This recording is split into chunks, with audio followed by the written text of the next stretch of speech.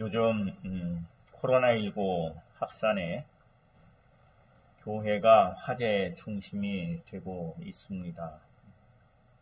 처음에는 우리가 이단이라고 하는 신천지, 세상 사람들이 보기에는 똑같은 교회죠.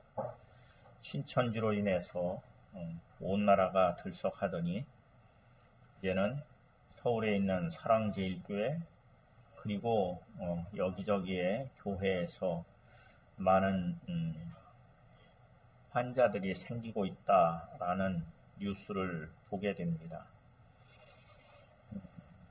8.15 집회 이후 정부에서 모여서 드리는 대면 예배를 금지한다는 발표까지 나왔습니다. 모여서 말씀을 나누고 예배하는 것이 중요한 신앙의 행위인데 이러한 일들을 보며 당황스러운 것이 사실입니다. 그러나 이럴 때일수록 그리스도인의 정체성을 분명히 하고 그리스도인으로서의 삶을 지키는 것이 중요합니다. 우리는 그리스도인입니다. 그리스도인이라는 명칭은 수리아, 지금 시리아라고 하는 곳이죠. 거기에 있는 안디옥에서 교회 밖의 사람들이 예수 믿는 사람들을 보고 예수 그리스도를 믿는 사람들을 향해서 붙여진 별명입니다. 사도행전 11장 26절에 그렇게 기록된 것을 볼 수 있습니다. 믿음의 사람들을 조금은 멸시하듯 부른 것이었습니다. 또 멸시와 천대를 넘어 그때 그리스도인들이 승리한 그 모습을 우리는 본받아야 할 것입니다. 오늘 우리가 본 사도행전 11장 그 앞에 우리가 본 말씀에 그렇게 되어 있죠. 19절에 그때에 스데반의 일로 일어난 환란 이렇게 되어 있는데 그 스데반의 일로 일어난 환란을 사도행전 6장부터 이렇게 보면은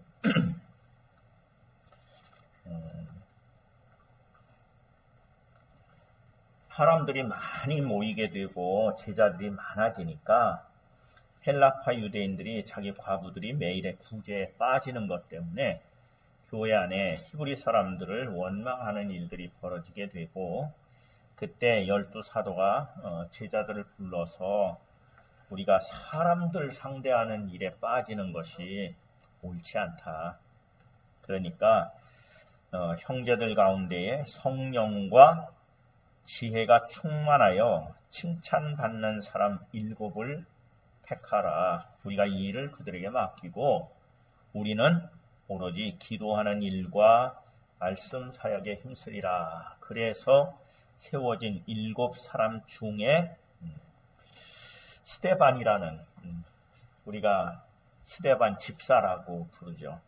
스데반이라는 분이 있게 됩니다.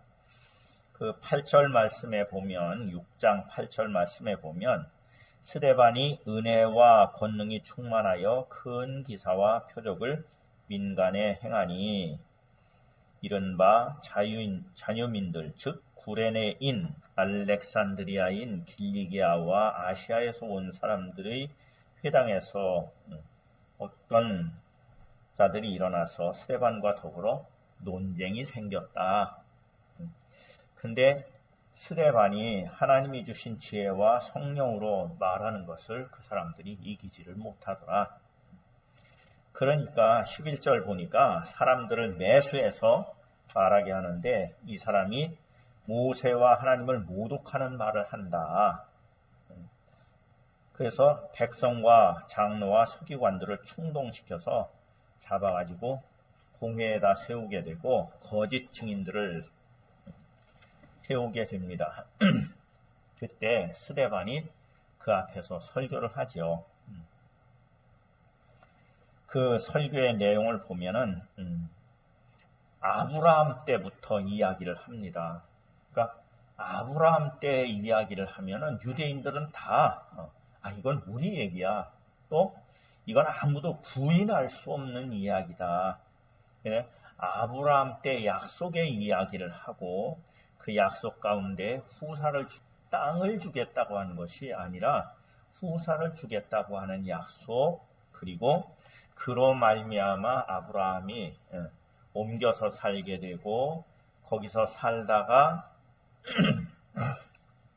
야곱 때에 요셉으로 말미암아 애굽 땅에 가게 된 이야기, 그리고 거기에서 애굽 사람들에게 고난을 당할 때 모세를 통해서 구원해낸 이야기, 그 모세를 통해서 구원한 이야기, 그 다음에 이제 여호수아를 통해서 가나안 땅을 점령하고 살게 된 이야기, 그리고 다윗 왕의 이야기, 이런 이야기들을 쭉 하게 되니까 듣는 모든 사람이 공감하는 이야기예요.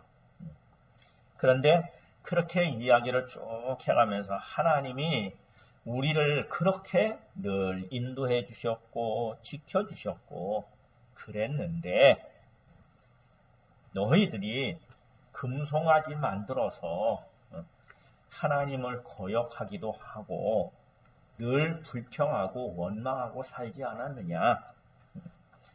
그래서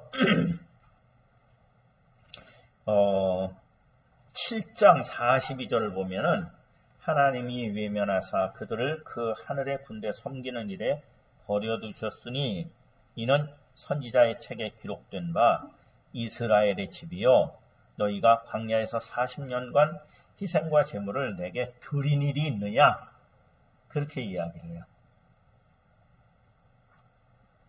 모세가 하나님 앞에서 섬긴 일은 있는데 이스라엘 백성이 하나님 앞에서 드린 일은 없다라고 얘기하는 거죠. 몰록의 장막과 신네판의 별을 받들었고 이것은 너희가 절하고자 하여 만든 형상이로다. 내가 너희를 바벨론 밖으로 옮기리라. 그래서 바벨론으로 포로로 잡혀갔던 이야기를 합니다. 그러면서 51절에 내려가면 이스라엘 백성을 향하여서 목이 곧고 마음과 귀에 할례를 받지 못한 사람들아, 너희도 너희 조상과 같이 항상 성령을 거스르는도다. 너희 조상들이 선지자들 중에 누구를 박해하지 아니하였느냐. 하나님의 쓰시는 선지자들을 늘 박해하였다는 거죠. 의인이 오시라고 예고한 자들을 그들이 죽였고 이제 너희는 그 의인을 잡아준 자요. 예수 그리스도를 잡아준 자라는 거죠. 살인한 자가 되었으니 너희는 천사가 전한 율법을 받고도 지키지 아니하였다. 라고 책망합니다. 그 다음에 내려가서 54절을 보면 그들이 이 말을 듣고 마음에 찔려 그들을 향하여 이를 갈더라 그랬고 57절 내려가면 그들이 큰 소리를 지르며 귀를 막고 일제히 그에게 달려들어 성 밖으로 내치고 돌로 칠세. 그때 이제 사울이라는 사람이 나오죠. 사울 앞에 옷을 두고 스데반을 돌로 쳤다. 그때에 스데반이 죽어가면서 주 예수여 내 영혼을 받으시옵소서 하고 불러 이르되 주여 이 죄를 그들에게 돌리지 마옵소서. 이런 일들이 있었던 거죠. 그리고 그때 옷을 지키던 그 사울이 공회에다가 이야기하고 예수 믿는 사람들을 잡아서 옥에 가두는 일에 앞장서는 일이 벌어집니다. 그때에 8장에 보면은 그날에 예루살렘에 있는 교회에 큰 박해가 있어 사도 외에는 다 유대와 사마리아와 모든 땅으로 흩어지니라. 이렇게 되어 있습니다. 그것 때문에 사람들이 흩어졌다는 거죠. 스데반의 일로 일어난 환란으로 말미암아 흩어졌다는 거예요. 예수 그리스도를 믿는다는 이유로 박해를 받았습니다. 근데 이렇게 예수 그리스도를 믿는다는 이유로 박해를 받을 때에 그 그리스도인들이 그들과 싸웠느냐? 싸우지 않았어요. 오히려 하나님의 말씀을 분명하게 전하는 일을 하고 있었고, 오히려 스데반은 죽어가면서 하나님, 이 죄를 저들에게 돌리지 말아달라고 오히려 기도하는 그러한 모습을 보게 됩니다. 이 말씀을 보면서 오늘날 이러저러한 일로 교회가 또 그리스도인들이 뭔가 비난을 당하는 그러한 모습 가운데 우리는 어떻게 해야 될까 하는 것을 살펴보게 되는 거죠. 그냥 어떻게 해야 될까? 그러면 내 생각의 어떠함 가운데 빠져들게 되죠. 사람들이 어떻게 반응하는가 하는 부분에 빠져들게 됩니다. 그러나 우리가 믿는 예수 그리스도께서도 십자가에서 고난을 받으시면서 그들이 채찍질하고 그들이 옷을 벗기고 못을 박아서 십자가에 매달고 밑에서 조롱하고 하는 그것과 반응하지 않습니다. 오히려 그 순간에 더 내 영혼을 아버지께 맡깁니다. 그 이야기는 내 영혼이 이 사건 가운데 매이지 않기를 바라는 거예요. 그 상황 가운데 매이지 않기를 바라는 거죠. 근데 사실 우리는 상황이 벌어지면 그런 부분에 매이게 돼 있어요. 좋은 마음을 가지고 있다가도 누가 무슨 말을 하면 속상한 마음이 툭 튀어나오는 게 보통이죠. 안 그러려고 그랬는데 그렇게 되는 일들을 경험하지요. 그게 사람입니다. 보통 사람이죠. 그러나 성경에서는 우리를 그런 사람 가운데에서 건져내서 그리스도인으로 부르셨다는 거예요. 그 이야기는 그리스도가 우리의 운명이라는 이야기입니다. 정말 그리스도가 우리의 운명인 것을 늘 기억하고 승리하는 삶이 되기를 바랍니다. 그렇기 때문에 그리스도인은 무슨 일을 만나면 그리스도께서는 어떻게 하셨지? 그리스도께서는 어떻게 말씀하셨지? 하는 것에 마음을 두고 관심을 기울일 필요가 있는 거죠. 세상에서 뭐라고 말하지? 오늘날은 참 뉴스를 텔레비전으로 보는 것보다 전화기로 보잖아요. 전화기로 보면 또 컴퓨터로 보잖아요. 그러면 거기에 뒤에 붙어 있는 많은 리플이라고 하는 게 있습니다. 거기 보면은 기독교인들을 많이 비난하는 걸 봐요. 비난하는 수준이 아니라 엄청나게 욕을 하고 저주하는 모습도 보입니다. 그 이야기를 이렇게 보면은 참 저 사람들은 그럴 수밖에 없겠다라고 생각이 들다가도 어떤 때에는 참 너무 심하지 않나? 내가 뭐라고 한마디 변명을 해야 되는 게 아닌가 하는 생각이 듭니다. 그러나 분명한 것은 우리는 그들에게 인정받기 위해서 사는 게 아닙니다. 예수 그리스도 안에서 하나님이 목적하신 바를 따라 살아가는 것이 그리스도입니다. 하나님을 믿는다 하는 그 부분에 머무르는 것이 아니라 그리스도로 인하여서 하나님의 목적하심, 하나님의 계획하심의 실제를 우리에게 보여주신 그 그리스도로 말미암아 하나님을 경험하고 그리스도로 말미암아 하나님을 보고 그리스도로 말미암아 하나님을 믿는 그 사람이 우리인 것을 말씀을 통해서 확인하게 되는 겁니다. 그러니까 스데반의 일로 일어난 환난으로 말미암아 흩어진 자들이 흩어졌어요. 그래서 먹고 사는 문제도 만만치 않아요. 남의 나라 가서 사는 겁니다. 여기 보면 베니게와 구브로와 안디오까지 이르렀다고 하는데 그는 갈릴리 위쪽이에요.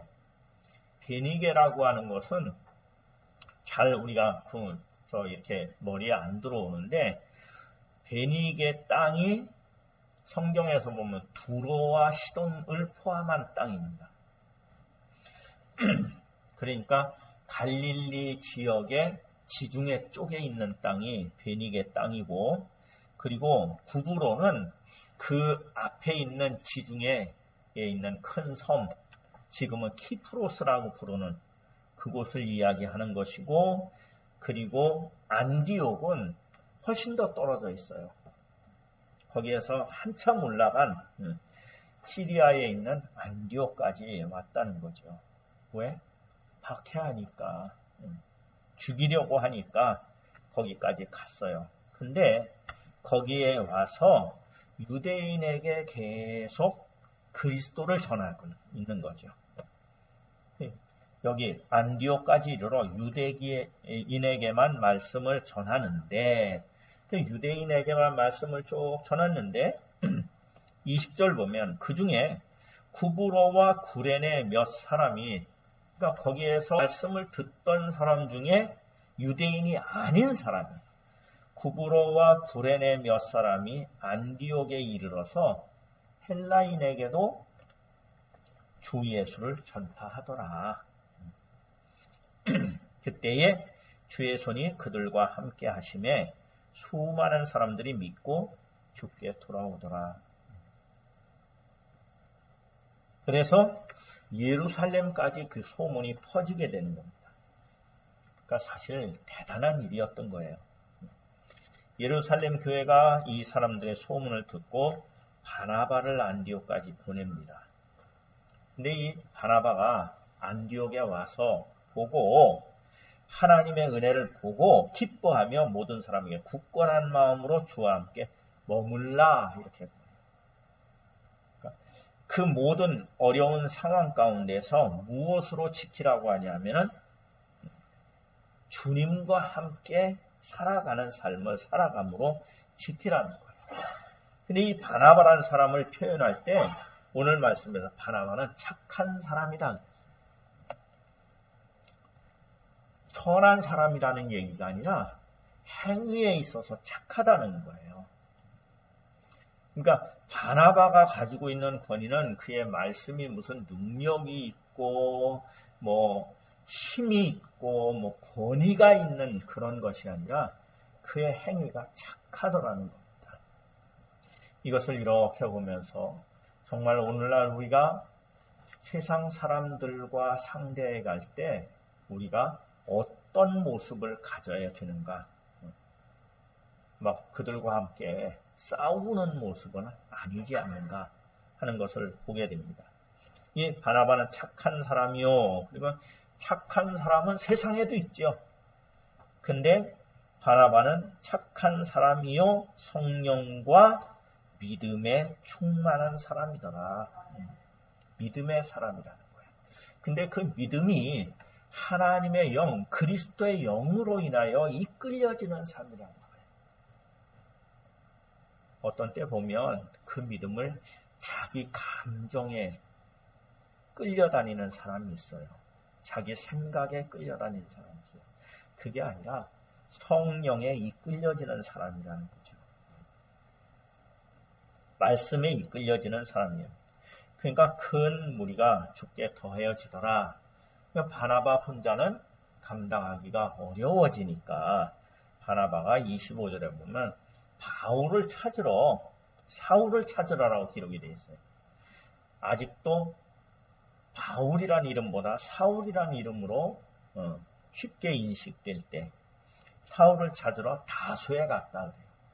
이 안디옥에서 다소로 가는 길은 굉장히 쉬운 길이 아닙니다.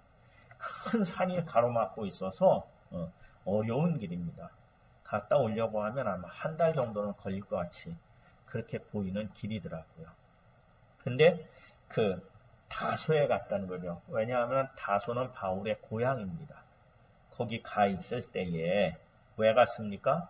바울을 죽이려고 하니까 갔지요. 다소에 가서 만나가지고 설득을 해서 안디옥으로 데리고 와서 둘이 교회에서 1년간 모여서 큰 무리를 가르쳤다. 그러니까 그 어려운 상황 가운데서 환난과 박해를 피해서 살아가면서 그들의 삶의 중심을 이룬 것은 뭐냐 하면은 말씀을 가르치고 말씀을 배우더라. 그 왜 배웁니까? 모르면 배우죠. 자전거를 탈 줄 모르면 자전거 타는 걸 배우잖아요. 처음에는 이제 말로 배웁니다. 그러다가 자전거를 직접 타봅니다. 잘 됩니까? 안 되죠? 그러면 또 붙잡아주고 그것을 통해서 뭘 하는 거예요? 자전거를 탈 수 있게 만드는 거예요. 즉, 내 몸이 그 자전거를 타는 것을 익숙하게 행할 수 있게 하는 것처럼 말씀을 배운다 하는 이야기는 그 말씀으로 인하여 내 생각과 마음이 이끌려지는 삶, 말씀으로 인하여서 그리스도께서 주신 은혜의 삶을 살아가는 그 삶을 살아가기를 원하기 때문에 말씀을 나누는 거죠. 그래서 큰 무리를 가르쳤다는 거예요. 그랬더니 제자들이 안디옥에서 비로소 그리스도인이라 일컬음을 받게 되었다. 그때 얻어진 그리스도인이라고 하는 말은 멸시가 담겨 있었어요. 조롱이 담겨 있었어요. 그런데 그 멸시하는 그들을 향해서 너희들이 그렇게 말하면 안 되지. 조롱하는 그들을 향해서 너희들이 그렇게 말하면 안 되지. 그렇게 해서 이긴 게 아니에요. 그들의 삶이 달랐어요. 전에도 말씀드렸지만은 그 시대에 역병이 돌면 동네 하나가 아주 폐허가 되는 거예요. 병든 사람 버리고 다 도망갈 때 예수 믿는 그리스도인들은 안 도망가고 거기서 살았어요. 한 달, 두 달이 지난 다음에 병이 다 끝났다. 그리고 와서 오면 자기가 버리고 간 사람들이 살아있는 거예요. 누구 집에서? 그 그리스도인의 집에서 살아있는 거예요. 그걸 보고 저 사람들은 다르다. 당신들은 그 병이 무섭지 않냐?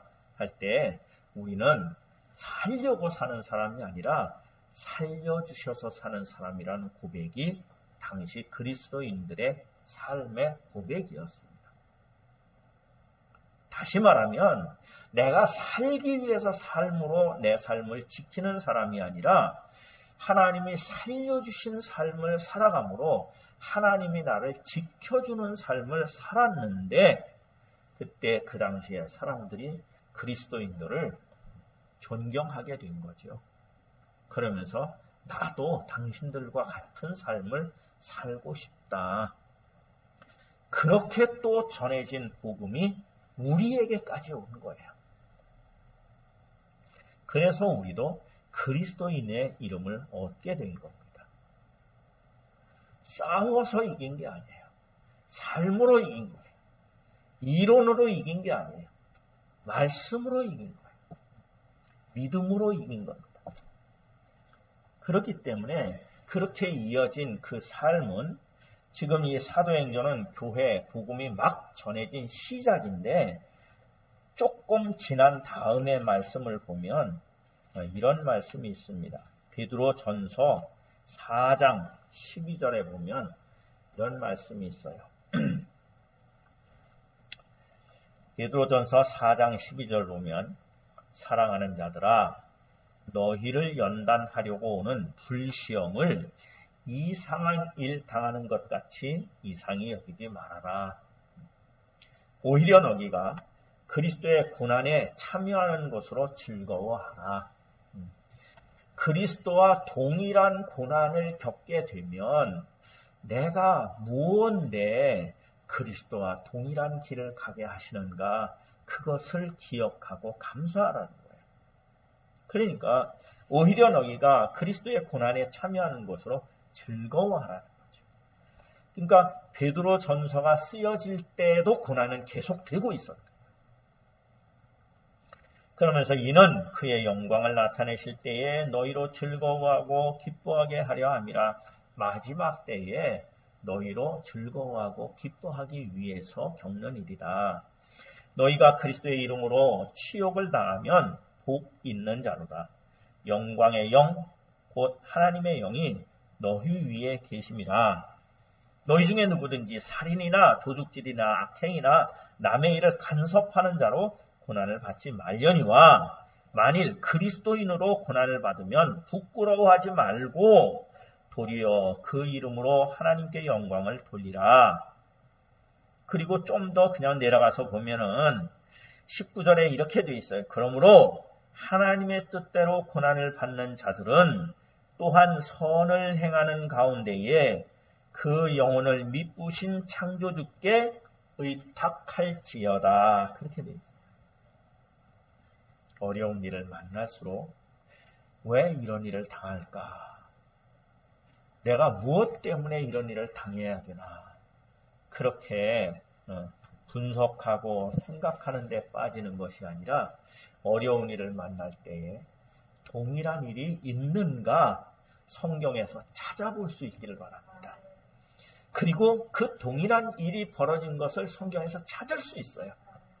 그리고 그때 말씀은 무엇이라고 권면했고 그때 믿음의 사람들은 무엇으로 승리했는가 하는 것을 볼 수 있기를 바랍니다. 오늘 베드로전서 4장 19절 말씀 그래요. 그러므로 하나님의 뜻대로 고난을 받는 자들은 또한 선을 행하는 가운데에, 선을 하나님의 뜻으로 사는 가운데에 그 영혼을 미쁘신 창조주께 의탁하라는 거예요. 그들이 믿었던 그 하나님을 우리도 믿습니다. 그들이 믿었던 그리스도를 우리도 믿습니다. 그들이 들었던 그리스도인이라는 이름을 우리도 동일한 이름으로 얻습니다. 그러기에 우리는 이 어려운 때에 이것을 어떻게 할까 하는 것을 세상의 방법에서 찾는 사람이 아니라 말씀 안에서 찾고 그 안에서 우리의 약속을 볼 수 있기를 바랍니다. 우리의 믿음의 길이 초대교회 성도들이 갔던 그 믿음의 걸음과 동일한 걸음이 되기를 바랍니다. 그럴 때에 그때 역사했던 그 하나님의 역사가 우리에게도 동일하게 나타날 줄로 믿습니다. 그로 말미암아 하나님이 이기게 하신 그 승리의 영광이 우리에게도 있을 줄로 믿습니다. 그래서 참 그리스도인이라고 하는 것은 오늘 말씀에 있는 것처럼 안디옥에서 처음 얻어진 이름이고 여기까지 쭉 이어진 이름인데 생각해보면 정말 기적이에요.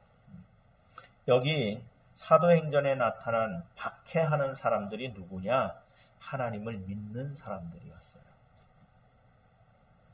그런데도 불구하고 여기까지 전해져 왔습니다.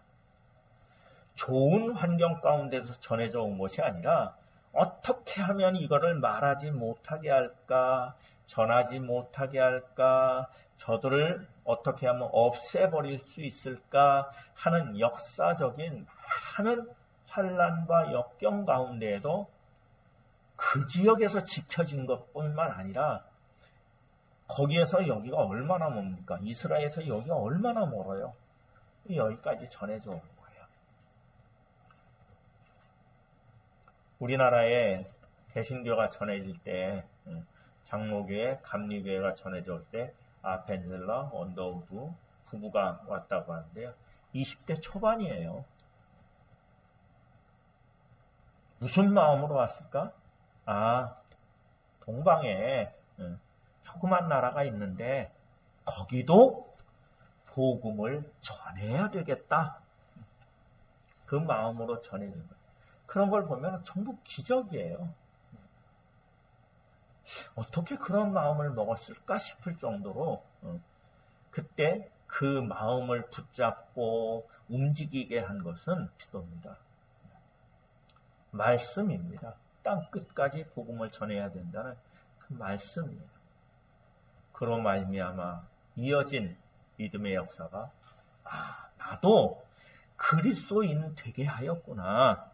나도 하나님이 주신 약속 안에 있는 자로구나. 그 약속은 내가 지키는 것이 아니라 하나님이 나를 통해서 지키는 것이구나 하는 것을 기억할 수 있기를 바랍니다. 그래서 우리의 믿음이 다시 말씀드리지만 초대 교회 성도들과 동일한 믿음의 자리에서 하나님의 살아 역사하심을 경험하고 승리하는 귀한 은혜의 역사가 있기를 간절히 축원합니다. 기도하시겠습니다. 하나님 아버지 감사합니다. 내가 계획한 것도 아닌데 하나님께서 계획하심과 역사하심 가운데 복음의 역사가 이곳까지 이르르게 하시고 그리스도 안에 우리를 부르셔서 구원하시고 참 연약한 우리를 그리스도인으로 이름을 얻게 하시고 그 약속의 백성 되게 하심을 감사합니다.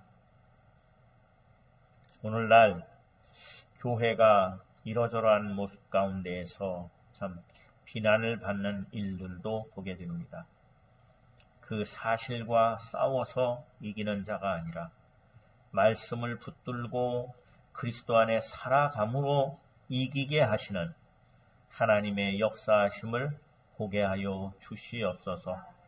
마땅히 행하여야 될 것을 행하는 가운데 마땅히 지켜야 될 것을 지키는 가운데 하나님의 일하심을 보게 하여 주시옵소서. 말씀에 있는 것처럼 우리로 그리스도와 함께 그 길을 가게 하심을 감사합니다. 우리의 삶이 또 말씀 안에서 그 약속 안에서 지켜지게 하여 주시옵소서. 함께 하심을 의지하고 예수 그리스도 이름으로 기도하옵나이다. 아멘.